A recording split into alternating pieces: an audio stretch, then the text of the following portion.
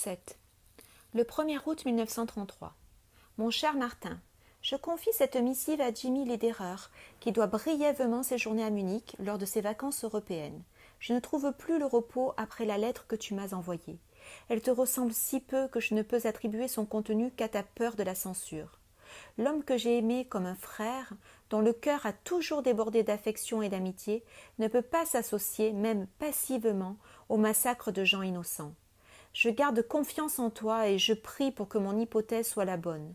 Il te suffit de me le confirmer par lettre, par un simple oui, à l'exclusion de tout autre commentaire qui serait dangereux pour toi. Cela me convaincra que tu joues le jeu de l'opportunisme, mais que tes sentiments profonds n'ont pas changé. Que je ne me suis pas leurré en te considérant comme un esprit libéral et droit, pour qui le mal est le mal, en quelque nom qu'on le commette. Cette censure, ces persécutions de tous les esprits libres, ces bibliothèques incendiées et cette corruption des universités susciteraient ton antagonisme, même si on ne levait pas le petit doigt contre ceux de ma race. Tu es un libéral, Martin. Tu vois les choses à long terme. Je sais que tu ne peux pas te laisser entraîner dans cette folie par un mouvement populaire qui, aussi fort soit-il, est foncièrement meurtrier. Je peux comprendre pourquoi les Allemands acclament Hitler. Ils réagissent contre les injustices qu'ils ont subies depuis la fin de cette guerre désastreuse. Mais toi, Martin, tu es pratiquement devenu un Américain durant cette période. Je suis convaincu que ce n'est pas mon ami qui m'a écrit cette lettre et que tu vas me le prouver.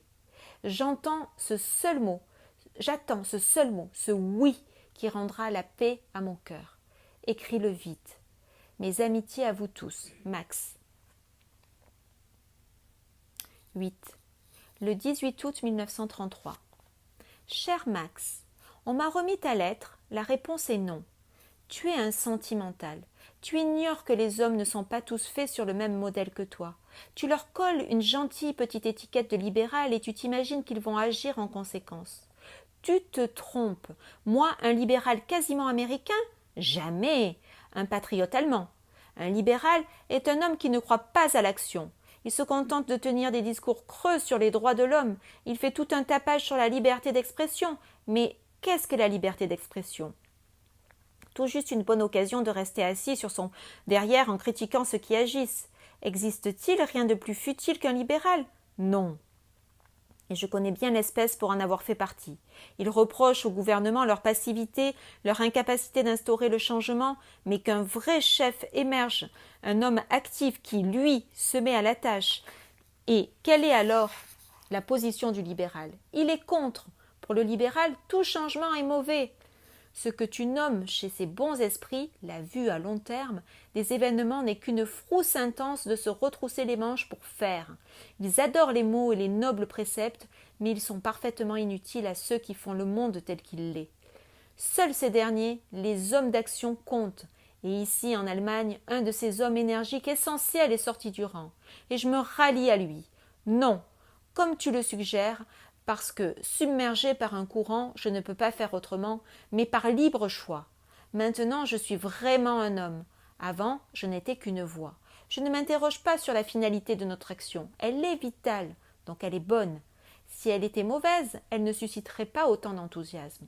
Tu dis que nous persécutons les libéraux, que nous brûlons les livres. Tu devrais te réveiller. Est-ce que le chirurgien qui enlève un cancer fait preuve de ce sentimentalisme niais?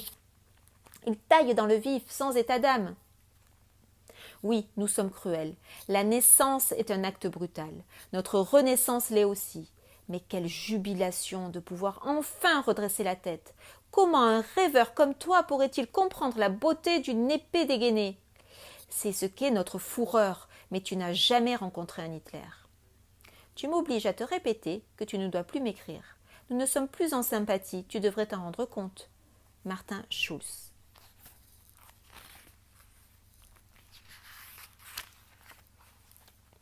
9. Le 5 septembre 1933. Cher Martin, 6 juin, la traite qui te revient et les comptes du mois. Je suis dans l'obligation de te faire passer ce bref message. Grisel est partie pour Berlin. Elle est trop audacieuse. Mais elle a si longtemps attendu son succès qu'elle n'est pas prête à y renoncer, et elle rit de mes craintes. Elle joue au théâtre Koenig. Tu es un fonctionnaire du régime. Je te conjure donc, au nom de notre vieille amitié, de la protéger. Va à Berlin si tu le peux et vois si elle n'est pas en danger. Tu seras chagriné de constater que j'ai été obligé de supprimer ton nom de la raison sociale de notre affaire. Tu sais qui sont nos principaux clients. Ils n'achèteront plus rien dans une maison qui porte un nom allemand. Je ne peux pas discuter de ton changement d'attitude, mais tu dois me comprendre. Je ne m'attendais pas à te voir prendre les armes pour mon peuple parce qu'il est mon peuple, mais simplement parce que tu étais un homme épris de justice. Je te confie mon imprudente Griselle. Cet enfant ne se rend pas compte du risque qu'elle prend. Je ne t'écrirai plus. Adieu, mon ami Max. 10. Le 5 novembre 1933. Martin, je t'écris de nouveau car j'y suis obligée. Un sombre pressentiment m'habite. J'ai écrit à Griselle dès que j'ai su qu'elle était à Berlin. Elle m'a répondu un mot très bref. Les répétitions se passaient brillamment et la pièce devait être incessamment à l'affiche. Ma seconde lettre, qui contenait plus d'encouragement que des mises en garde, m'a été retournée non ouverte avec la mention « inconnue à cette adresse ». Quelles ténèbres véhiculent ces mots? Comment pourrait-elle être inconnue au théâtre, même où elle joue? Il s'agit sûrement d'un message signifiant qu'il lui est arrivé malheur. On sait ce qui s'est passé, mais vous n'en saurez jamais rien, disent ces cachets sur l'enveloppe. Elle est tombée dans une sorte de vide et il est inutile de la chercher. Voilà tout ce qu'on me dit par ces deux mots, adressant Unbekannt. Martin, dois-je te demander de la trouver, de la secourir? Tu as connu sa grâce, son charme, sa beauté. Elle t'a donné ce qu'elle n'a donné à aucun autre homme, son amour. N'essaie pas de m'écrire. Je sais que je n'ai pas même besoin de te demander ton aide. T'apprendre qu'elle est sans doute en danger suffit. Je la remets entre tes mains car je n'ai aucun autre recours. Max.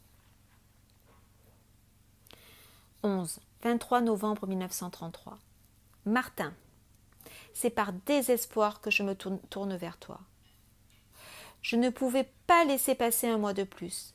C'est donc en avance que je te donne quelques précisions relatives à tes placements.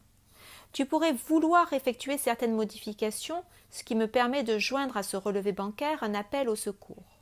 Il concerne Griselle. Depuis 2 mois, je n'ai plus aucune nouvelle d'elle. Mais des rumeurs en provenance d'Allemagne commencent à circuler. De juif à juif, on chuchote des histoires tellement horribles que je me boucherais les oreilles si je le pouvais. Mais je ne le peux pas.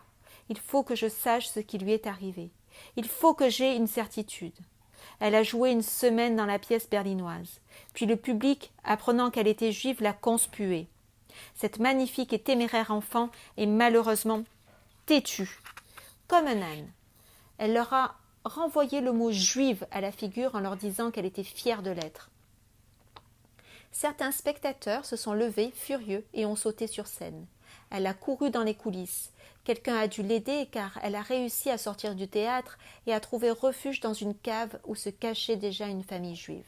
Changeant son apparence du mieux qu'elle a pu, elle a alors décidé d'essayer de rentrer à Vienne à pied, le train lui semblant trop risqué. Elle a dit aux gens qu'elle a laissés qu'elle serait en sûreté si elle pouvait arriver jusqu'à Munich, où elle avait des amis. Mon espoir est qu'elle soit venue chez toi, car elle n'a jamais regagné Vienne. Envoie-moi un mot, Martin, et si elle n'est pas encore arrivée chez toi, fais une enquête discrète.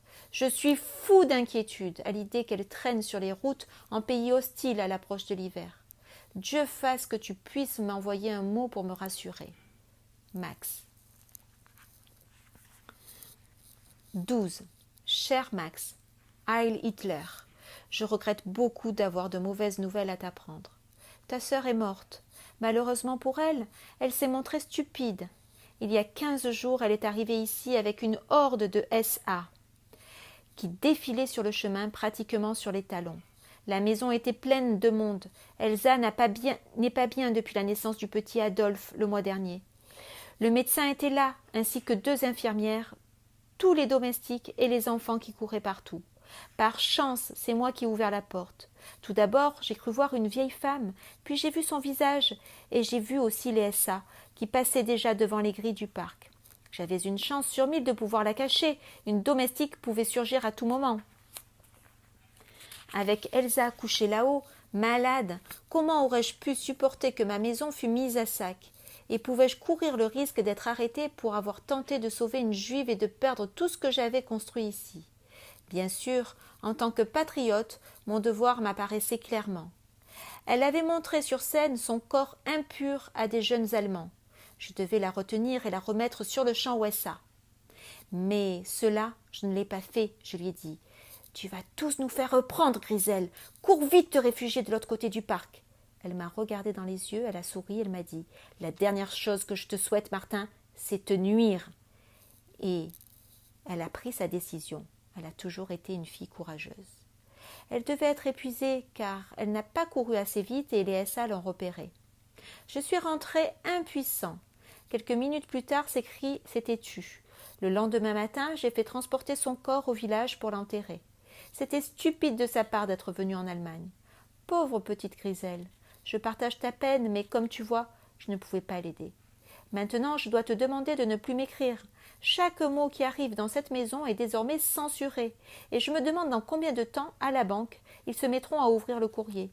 Je ne veux plus rien avoir à faire avec les Juifs, mis à part les virements bancaires et leurs reçus. C'est déjà bien assez fâcheux pour moi qu'une Juive soit venue chercher refuge dans mon domaine. Je ne tolérerai plus d'être associée d'une manière ou d'une autre avec cette race. Martin.